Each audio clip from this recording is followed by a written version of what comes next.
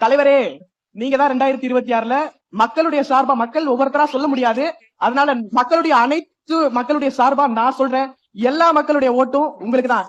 என்ன ஃப்ரெண்ட்ஸ்? வணக்கம் நண்பா, நான் உங்கள் ஜான் ஜேடி. இந்த கட்சி என்னைக்கு ஆரம்பிச்சதோ அப்பத்துல இருந்து இப்ப வரையும் பாத்தீங்கன்னா எல்லாமே வந்து டிஃப்ரெண்டாவும் நடக்குது, தலைகீழவும் நடக்குதுங்க.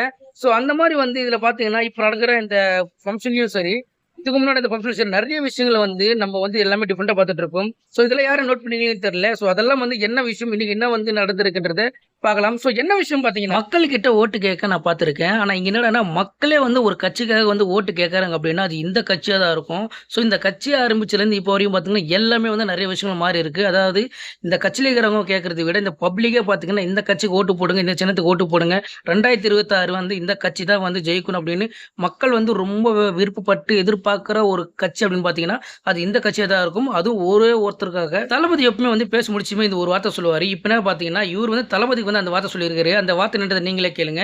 ஸோ 2026 வந்து உங்களுடைய ஓட்டுன்றது யாருக்கு அப்படின்ற மறக்காம கமெண்ட் பண்ணுங்க. முடிஞ்ச என் சேனலை ஃபாலோ பண்ணிக்கோங்க. அண்ணா, நீங்க சொல்றதா உங்களுக்கு சொல்றேன், கான்பிடென்ட்டா இருங்க, வெற்றி நிச்சயம், நல்லதே நடக்கும்.